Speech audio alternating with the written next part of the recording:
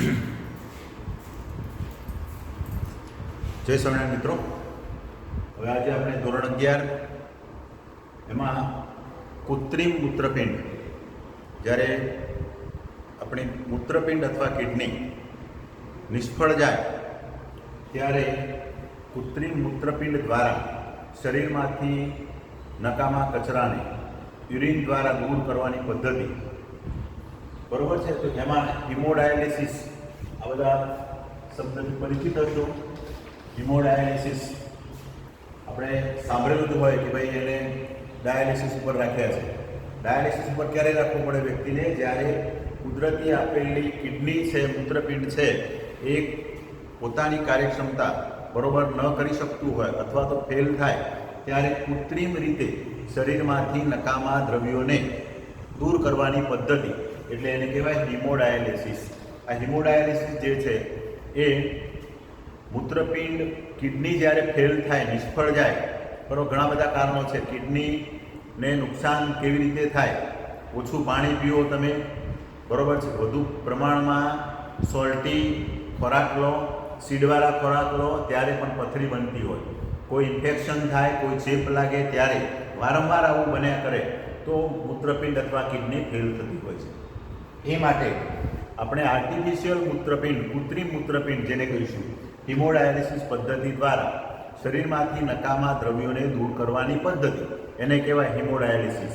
તો અહીંયા જુઓ, આમાં બહુ સિમ્પલ છે.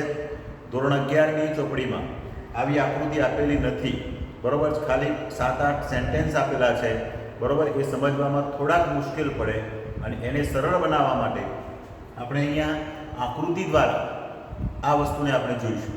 તો અહીંયા જુઓ, સૌ પ્રથમ કે કોઈ પણ એક્સ વ્યક્તિ જ્યારે કહેવાય કે એનું મૂત્રપિંડ કે કિડની જ્યારે કામ નથી કરતી બરોબર, ત્યારે શરીરની અંદર યુરિયા, સલ્ફેટ આવા દ્રવ્યોનો ભરાવો થાય અને એ ઘાતક હોય છે બોડી માટે, બરોબર છે. એટલે યુરેમિયા નામનો રોગ થતો હોય, યુરિયાનો ભરાવો થાય. તો એ માટે એને દૂર કરવાની એક પદ્ધતિ છે હિમોડાયાલિસિસ. તો એમાં વ્યક્તિ જે હોય, બરોબર, દર્દી જેને કહેવામાં આવે, એ દર્દીના શરીરની અંદરથી જ્યાં અનુકૂળ પડતી હોય એવી ધમની, એના હાથની ધમની છે, તો હાથની અંદરથી સિરીંજ દાખલ કરી અને ત્યાંથી ધમની દ્વારા જે એનું અશુદ્ધ રુધિર છે, કે જે રુધિરની અંદર કહેવાય કે પુષ્કળ પ્રમાણમાં બધા ખરાબ દ્રવ્યો જમા થયેલા છે, કે જે કિડની કામ કરી શકતી નથી, બરોબર છે. એટલે નકામો કચરો બોડીની અંદર જમા થાય તો જીવલેણ સાબિત થાય. એટલા માટે એને દૂર કરવા માટે સૌપ્રથમ આવી એક ધમની, નજીકની અનુકૂળ હોય એવી ધમની, બોડીમાંથી ઇન્જેક્ટ દ્વારા એને પાસ આઉટ કરવામાં આવે અને એ ધમનીને અહીંયા રુધિર પંપ દ્વારા આમાં દબાવવામાં આવે એટલે બ્લડ આવે. તો આ ધમની દ્વારા એ રુધિર પંપ હોય, એનાથી આમ કરે એટલે બ્લડ બહાર આવે અને એ અશુદ્ધ રુધિર છે, અહીંયા જે ધમનીમાં આવવાનું એ આ પંપ દ્વારા ખેંચીશું, એ આપણે અહીંયા અશુદ્ધ રુધિર છે. તો આ અશુદ્ધ રુધિર જે છે એની અંદર યુરિયાનો ભરાવો જાજા થયેલો હોય, બરોબર છે, પછી એમાં સલ્ફેટ વધારે હોય, ઓક્ઝેટ વધારે હોય, એ બધા વસ્તુઓ અહીંયા આવે અને અહીંયાથી પછી આ ધમની દ્વારા આ એક આખો ડાયાલાઇઝર એકમ છે.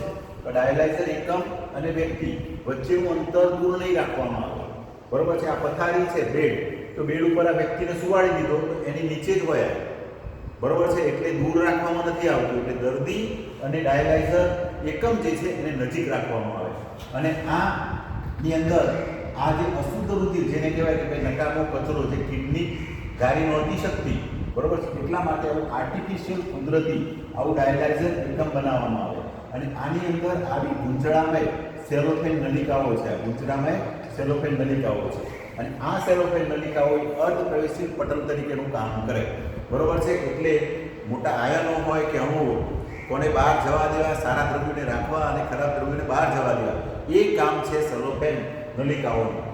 એટલે આ જે છે ધમની, એ ધમનીમાંથી અશુદ્ધ રુધિર આમાં આવે અને આ જે પ્રવાહ ડાયાલાઇઝર એકમ છે એ એકમની અંદર અહીંયા તાજું ડાયાલાઇઝિન દ્રાવણ આની અંદર એકઠું કરેલું હોય, એટલે કે રુધિર રસ જે છે આપણા બોડીનો, રુધિર રસ, આની અંદર જે જરૂરી દ્રવ્યો હોય એ બધા આમાં ભરેલા હોય. એટલે એ અશુદ્ધ રુધિર જે છે આમાં આવે, બરોબર છે, અને આ બહારનો જે ભાગ જે છે એ એ બહારના ભાગોમાં આ સેલોફેન નલિકાઓ દ્વારા આ વસ્તુમાંથી આ દ્રવ્યો બહાર જતા રહે છે. કયા?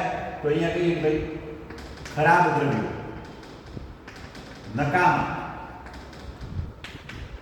નકામા દ્રવ્યો અહીંયા આવી જશે.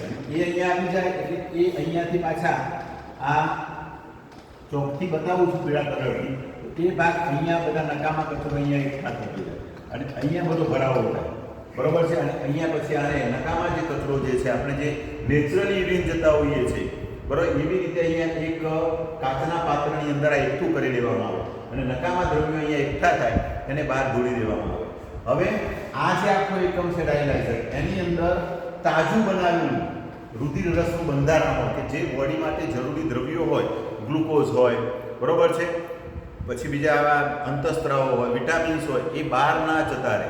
પાણી, તો આવા સારા દ્રવ્યો બોડી માટે જરૂરી છે, એ દ્રવ્યોને પાછા પુનઃ આ ડાયલાઇઝિંગ દ્રાવણ દ્વારા આમાં એકઠા કરેલા હોય અને એ પાછા આની અંદર દાખલ થાય અને એ પાછા આમાં આવી અને અહીંયાથી એક બાજુએ ધમની દ્વારા અશુદ્ધ રુધિર આવશે, એ પ્યોરિફાય થાય અને અશુદ્ધિઓ બધી અહીંયા આવે અને તાજું જે હોય એને ચડાવેલું હોય અહીંયામાં ડાયલાઇઝર એકમની અંદર.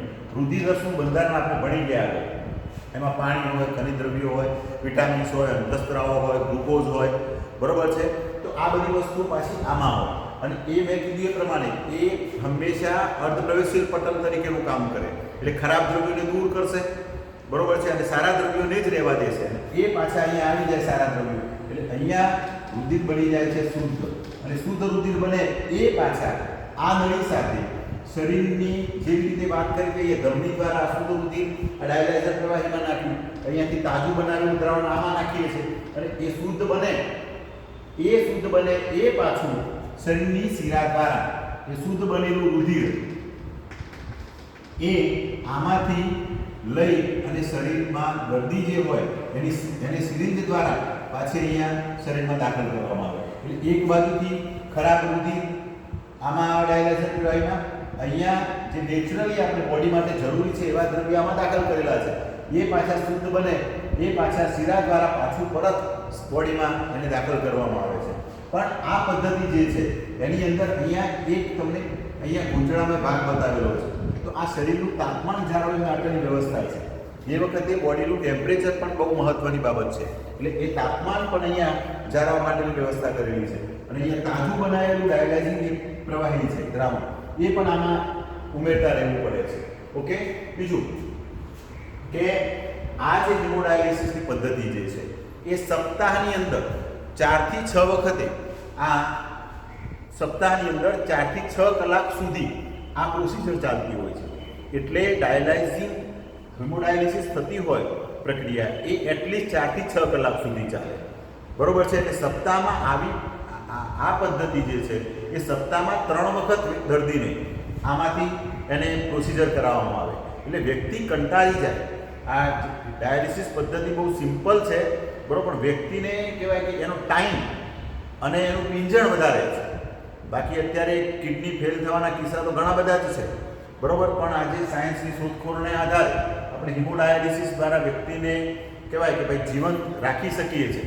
એ તંદુરસ્ત તો નહીં કહી શકાય પણ આપણે એને જીવતો રાખી શકીએ છીએ. તો આ પ્રકારે કૃત્રિમ મૂત્રપિંડ પણ આને કહેવામાં આવે. તો આ એક પ્રકારનું કૃત્રિમ મૂત્રપિંડ છે મિત્રો. તો આ પ્રકારે આ આકૃતિ દ્વારા આપણે જોયું. તમારી ટેક્સ્ટની અંદર 5 થી 6 લીટી જ આપેલું છે પણ આ તમે આકૃતિ જુઓ, બરોબર છે.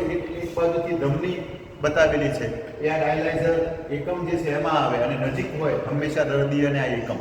આમાં અશુદ્ધિવાળું રુધિર આવે, એમાંથી આ સેલોફેન નલિકાઓ છે ગૂંચળામાં એ હંમેશા ઢોળાંશની દિશામાં કામ કરતી હોય એટલે અર્ધપ્રવેશશીલ પટલ તરીકેનું કામ કરે એટલે ખરાબ દ્રવ્યો આમાં એકઠા થશે, એને નળી દ્વારા પાછા કાચના પાત્રની અંદર એકઠા કરવામાં આવે અને એ બહાર ઢોળી દેવામાં આવે. બીજું કહેવાય શુદ્ધતા માટે શું શરીરને જરૂરી છે એવા દ્રવ્યોને પાછા બોડીમાં લઈ જવા છે. અશુદ્ધિ તમે દૂર કરી, હવે શુદ્ધ માટે શું કરવું પડે? તો આ ડાયલાઇઝર એકમની અંદર આવું તાજું ડાયલાઇઝિંગ દ્રાવણ જે છે એ ઉમેરતા રહેવું પડે અને એની અંદર કોઈ પણ જાતનો નાઇટ્રોજન યુક્ત કોઈ પણ દ્રવ્ય એમાં હાજર ના હોય એટલે કે યુરિયા કે સલ્ફેટ એવા દ્રવ્યો ગેરહાજર હોય એમાં. એટલે બોડી માટે જરૂરી દ્રવ્યો હોય, ગ્લુકોઝ છે, પાણી છે, વિટામિન્સ છે, મિનરલ્સ, અંતઃસ્ત્રાવ વગેરે, એ આમાં હોય એ પાછા આ સેલોફેન નલિકાઓ દ્વારા આ બહારનો ભાગ જે બતાવેલો છે, આ અંદર દાખલ થતો ભાગ છે, આ બહાર નીકળતો ભાગ છે, એટલે એ નળી પાછી આપણે શીરા દ્વારા શરીરની અંદર પાછું શુદ્ધ રુધિર એને ચડાવવામાં આવે છે પાછું. તો આ પ્રોસિજર એ સપ્તાહની અંદર 3 વખત અને 4 થી 6 કલાકનો સમયગાળો આ પદ્ધતિમાં થતો હોય છે. ઓકે, તો આ એક કૃત્રિમ મૂત્રપિંડ દ્વારા વ્યક્તિને બચાવી શકાતો હોય છે. તો આને આપણે કહીશું હિમોડાયાલિસિસ પદ્ધતિ અથવા તો કૃત્રિમ મૂત્રપિંડ દ્વારા શરીરમાંથી નકામા પદાર્થોને દૂર કરવાની પદ્ધતિ. તો આ મિત્રો આપણે આકૃતિ દ્વારા સમજ્યા છીએ, બરોબર છે. આપણી ચોપડીમાં 5 થી 6 જ લીટી છે, પણ આપણે આગળ પણ તમે મેડિકલમાં જાઓ, પેરામેડિકલમાં જાઓ, તો આ વસ્તુથી આપણે જ્ઞાત હોવા જોઈએ, બરોબર છે. તો અહીંયા આપણો આ મુદ્દો મિત્રો પૂરો થાય છે. હવે નેક્સ્ટ આપણે વાત કરીએ કે મૂત્રપિંડ જે છે, તો મૂત્રપિંડની અંદર કેટલાક ડિસીઝ થતા હોય, તો એની અંદર આપણે કહીએ કે મૂત્રપિંડની પથરી અને રુધિર કેશિકા ગુચ્છ નો સોજો. તો આ મૂત્રપિંડમાં પથરી થાય એટલે આપણી કિડની જે છે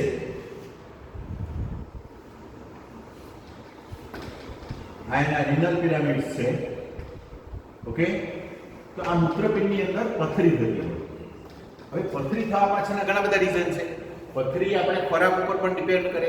આપણે બહુ ક્ષારવાળું પાણી પીતા હોઈએ અથવા તો આપણા ખોરાકની અંદર સીડ વધારે લેતા હોઈએ, બરોબર છે.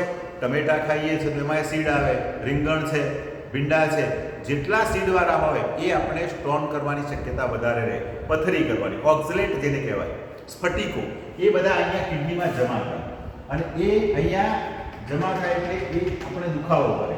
અહીંયા થાય તો બહુ જ કહેવાય કે એ કિડનીની અંદર થાય, પણ ક્યારેક આ જે મૂત્રવાહિની બને બરાબર એની અંદર હોય તો વાંધો આવતો નથી અને એ યુરિન દ્વારા પાસ આઉટ થઈ જાય, પણ અંદર હોય કિડનીની અંદર સ્ટોન થયેલા બનેલા, બરોબર છે. તો એ ઓપરેશન કરાવવું પડે.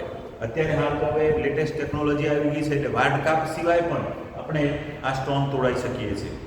તો આ કહેવાય કે મૂત્રપિંડ જે છે એ નિષ્ફળ જવાની ક્રિયામાં આપણે હિમોડાયાલિસિસ કર્યું. હવે એના ડિસીઝમાં આપણે જોઈએ તો મૂત્રપિંડની અંદર પથરી થાય તો એ જે છે રિનલ કેલિક્યુલી કહેવાય એને. રિનલ કેલિક્યુલી. આ રિનલ કેલિક્યુલીનો મતલબ થાય એ મૂત્રપિંડની પથરી. એમાં ઓક્ઝલેટ સ્ફટિકો ના ક્ષાર બનતા હોય અને એ આપણા મૂત્ર જે બહાર જવાનું હોય એમાં એ અવરોધ ઉત્પન્ન કરે.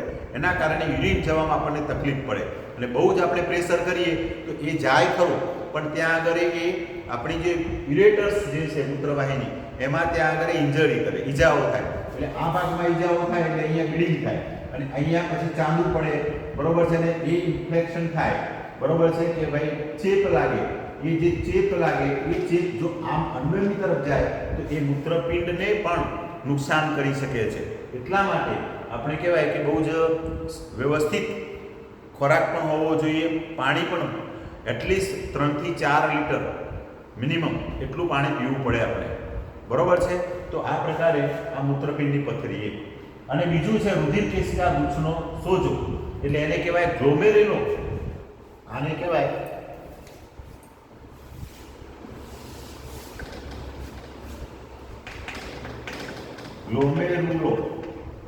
ગ્લોમેરુલા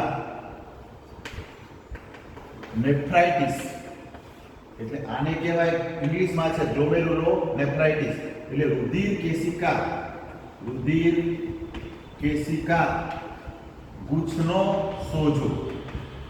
હવે આ આપણે થિયરીમાં ભણી ગયા. રુધિર કેશિકા ગુચ્છનો સોજો જે છે એ આપણે આવી રીતે આકૃતિ તમને બતાવેલી કે જ્યારે આ પ્રકારે ઉત્સર્ગ એકમની આપણે વાત કરતા હતા ત્યારે આવી રીતે મૂત્રપિંડ નલિકા અને આ બાઉમેન કપ અને આ મૂત્રપિંડ ધમની અને એ અંદર દાખલ થાય ત્યારે અહીંયા આ પ્રકારે બનતું હતું. એને આપણે કીધેલું રુધિર કેશિકા ગુચ્છ. તો આની અંદર સોજો આવે, બરોબર છે. તો એ પણ એક પ્રકારનો ડિસીઝ છે. તો આ પ્રકારે આવી રીતે અહીંયા આ મૂત્રપિંડ સંબંધિત ખામીઓ, રોગો વિશે આપણે જોયું. તો ખાસ ધ્યાન આપશો. અહીંયા એક તો રિનલ કેવિટી એટલે મૂત્રપિંડમાં પથરી, અને બીજું છે ગ્લોમેરુલર નેફ્રાઇટિસ એટલે રુધિર કેશિકા ગુચ્છનો સોજો.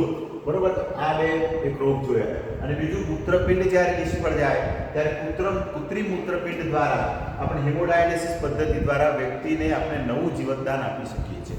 બીજું કે કોઈ ક્યારે આ હેમોડાયાલિસિસ પદ્ધતિ કરતાં પછી છેલ્લે એવું થાય કે મૂત્રપિંડ જે છે ક્યાં સુધી આપણે ડાયાલિસિસ કરીએ, તો છેલ્લે એક તબક્કો એવો આવે કે મૂત્રપિંડ ટોટલી લોસ થઈ જાય, નિષ્ફળ જાય. તો એ વખતે શું કરીશું? એ વખતે આપણે કહેવાય કે ભાઈ અંગ પ્રત્યારોપણ, કિડની ટ્રાન્સપ્લાન્ટ કરવામાં આવે છેલ્લે. તો એમાં ખાસ કરીને સગોત્રા હોય આપણા બ્લડ રિલેશનવાળા વ્યક્તિઓ, એની જ આપણે કિડની વધુમાં વધુ ચોઈસ કે પસંદ કરી શકીએ છીએ. એના પાછળનું મૂળભૂત કારણ એ છે કે એ વખતે આપણે એની એન્ટીબોડી પ્રતિરક્ષા બરોબર છે એ મેન્ટેન કરવાની હોય, અને સગા સંબંધીઓ નજીકના હોય બ્લડ ગ્રુપવાળા, એટલે એની અંદર જેનેટિકલી આપણે એક થાય, એના કારણે એ બોડી આપણી એક્સેપ્ટ કરે. એટલા માટે બને ત્યાં સુધી કિડની લેવાની થાય તો એ સગોતરાઓમાંથી જ મળે એવો પ્રયત્ન વધુ હોવો જોઈએ. અને બીજી વસ્તુ કે આ જ્યારે ડાયાલિસિસ કરતા હોય ત્યારે આની અંદર હિપેરિન, એન્ટી હિપેરિન, આ ડાયાલાઇઝિંગ દ્રાવણની અંદર એન્ટી હિપેરિન ઉમેરવામાં આવે. એ એન્ટી હિપેરિન એટલા માટે કે રુધિરને પાછું ગંઠાઈ ના જાય, એ પણ ધ્યાન રાખવું પડે. એટલે હિપેરિન, એન્ટી હિપેરિન એટલે કે રુધિરને ગંઠાઈ જતું રોકવા માટે એન્ટી હિપેરિન નાખવું પડે, જેના કારણે રુધિર જે છે એ નોર્મલ અત્યારે આપણે તંદુરસ્ત હોઈએ એ ટાઈપનું હોવું જોઈએ. તો અહીંયા મિત્રો આપણું ચેપ્ટર પૂરું થાય છે. મારા ભાગનો જેટલો સિલેબસ હતો એ પણ અહીંયા પૂરો થાય છે. બરોબર છે, એટલે જે આપણે પ્રથમ પરીક્ષા જે અત્યારે ચાલી રહી આપી તમે, એના પહેલાં આપણો આજે બાકી હતા પોર્શન 2, એ આપણે આજે પૂરા કરીએ છીએ. તો બહુ જ સિમ્પલ છે, આકૃતિ દ્વારા આપણને સરળતાથી ખ્યાલ આવે એવો છે. બરોબર છે, અને બે ડિસીઝ કીધા તમને, એક તો રિનલ કેવિટી એટલે મૂત્રપિંડમાં પથરી, અને બીજી વાત કરી ગ્લોમેરુલર નેફ્રાઇટિસ એટલે કે રુધિર કેશિકા ગુચ્છનો સોજો. તો અહીંયા આપણું ચેપ્ટર મિત્રો અહીંયા પૂરું થાય છે. બરોબર છે, બધા આ ચાલ્યું છે ઘરે ચોપડી સાથે એને તાલબદ્ધ લીટી રહીને જોજો. બરોબર છે, અને બીજું કે પરીક્ષાની તૈયારી જોડે જોડે કરતા જ રહેજો. આજે નહીં તો કાલે. બરોબર છે, આ વસ્તુ કામમાં આવવાની જ છે. 12માં આવશો તોય 12માં પછી એ કામમાં આવવાની છે. એટલે ભણેલું કંઈ કે ભણાયેલું કે વાંચેલું કે સમજેલું ક્યાંય વ્યર્થ જતું નથી. બરોબર છે, એટલે આપણે આ વસ્તુ અહીંયા પૂરી કરીએ છીએ. હિમોડાયાલિસિસ અને બે કીધું એ પ્રમાણે કે રિનલ કેવિટી અને બીજું જે છે એ ગ્લોમેરુલર નેફ્રાઇટિસ, આ બંને અહીંયા આપણે વાત કરી. મૂત્રપિંડ સંબંધિત જે ડિસીઝ થાય એમાં પાછા હિમોડાયાલિસિસ વાત કરી. તો અહીંયા આપણે હવે આપણું ચેપ્ટર મિત્રો પૂરું કરીએ છીએ. બધાને જય સ્વામિનારાયણ. બરોબર, અને શાંતિથી આ વિડીયો સાંભળજો, ટેક્સ્ટ જોડે રાખજો. ન ખ્યાલ આવે તો ફરીથી જ્યારે સ્કૂલ ચાલુ થાય ત્યારે પણ કોન્ટેક્ટ કરી શકો છો, અથવા તો વોટ્સએપ પર પણ જણાવી શકો કે સાહેબ આમાં ખ્યાલ ના આવ્યો તો જરા આના પ્રશ્ન છે તો અમે એનો આન્સર કરીને મોકલીશું. ઓકે, તો ચાલો, જય સ્વામિનારાયણ.